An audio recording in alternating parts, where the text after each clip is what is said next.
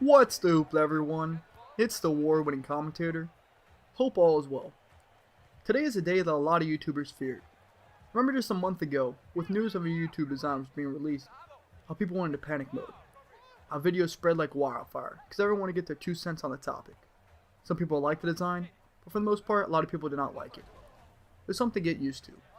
Today's topic is change, and the definition of change is the act or instance of making or becoming different. Now, change is inevitable.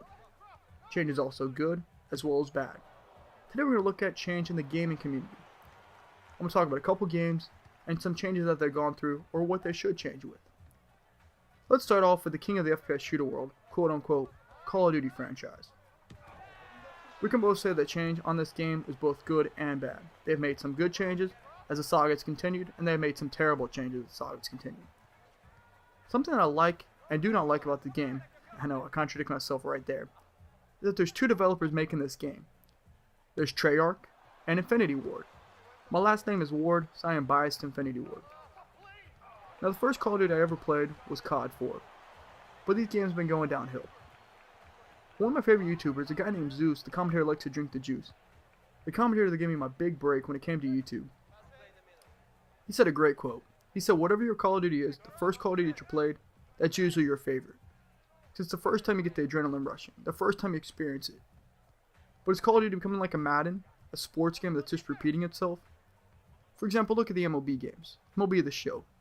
2010 was when it first came out. 2011 was a pretty good game, but it's just becoming the exact same thing. You play any sports game, people are just going to pick the best team possible. Go to NBA. What are people going to use? They're going to use Miami Heat. Or for the week where Jeremy Lin became popular, they're going to use the New York Knicks. Let's talk about change for a minute in the Call of Duty world. In my previous videos, some people were mad at me. They thought I was being too literal or just pointing out stupid facts when it comes to Call of Duty. Number 1 issue on Call of Duty is the lag compensation. There's no excuse for it. You make a game, you're making billions of dollars, yes, billions with a B, and you cannot get dedicated servers, you can't flip it up, you can't change it. That's utterly ridiculous. When your predecessors, games that don't have as much money as you do, are actually having dedicated servers, making quality games. For example, look at Gotham City Imposters. I know a lot of people have been liking this game, and a lot of people just don't like it. But you're going to get through it with any game. For $15, you could buy this game. The first DLC they created was a free DLC. Is this the way that games are going to go into? Is that positive change, or is that negative change? Now let's go to one of the games. This game that, for me, made me want to buy an Xbox. That is the Halo franchise. Now there's Halo 1, there's Halo 2, I think there's Halo Wars, but I mean, who's going to play that, right? Halo 3, etc. Halo Reach. Then we thought the franchise was dead. We thought this was just another one that was in the coffin. One of these games would live in infamy. No one else would ever touch it again. But nope, Bungie went after it again.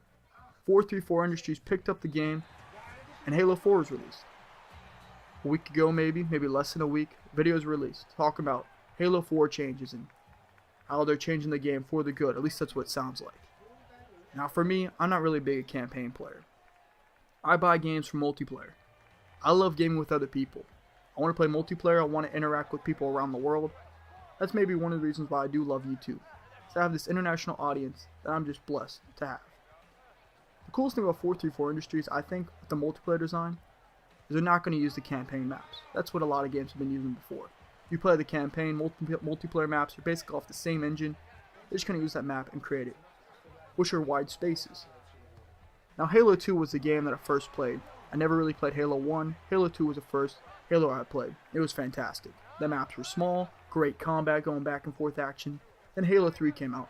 And yes, there was maybe a 1 month to its fantastic game, but the spaces were wider. The thing I do love about 434 Industries and what they said, these multiplayer maps are going to be made competitive. There's something about watching MLG Halo that just gets your adrenaline rushing. When you're playing Team Slayer, you want to get 50 kills right away. There's no camping because there's no place to camp on this game. So I'm really looking forward to Halo 4. At first, I thought, alright, great. Another Halo game, okay. I mean, Halo Reach was fun, and then the community destroyed that game.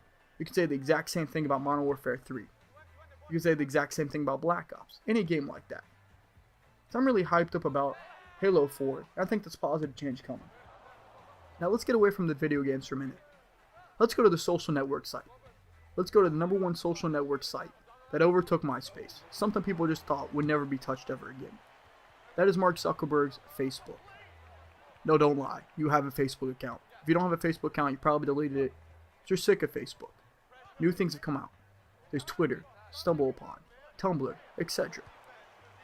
Now, whatever you say about Facebook, they always have changed.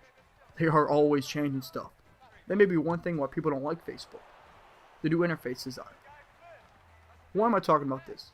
If you guys did not know, I'm a graphic designer here in college. I'm in my sophomore year, that's my second year here in college. Out of 4 years, hopefully 4 years. And after 2 years, you have to apply to get into the program. They give you a solar project. And our solar project this year is to redesign the look of Facebook. We can't change the interface, we can't change the logo, the brand mark, we can't change the colors, we can't change the fonts, but we can change the location of it. So for example, say you want the newsfeed, instead of being in the top left-hand corner, to be in the bottom right-hand corner. Instead of having the birthday thing to be on the bottom right, moving to the bottom left. So if you guys can do me a big favor, I have a survey right now on SurveyMonkey. It's a 10-question survey, basically a yes/no question, asking your age, just something like that. If you guys could fill it out for me, that'd be awesome. Now the game we're playing today is a game that had positive change. I remember the Street series. I remember NFL Street. I remember NFL Street 2. I bought those games both for PlayStation. Then FIFA Street came out, and I rented it, and I was disappointed.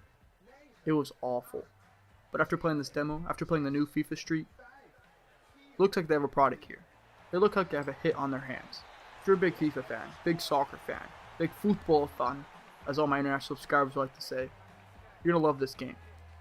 The developers went all out on this game. They listened to the community. Now you can control the ball with your feet. You can move it around with the left analog stick.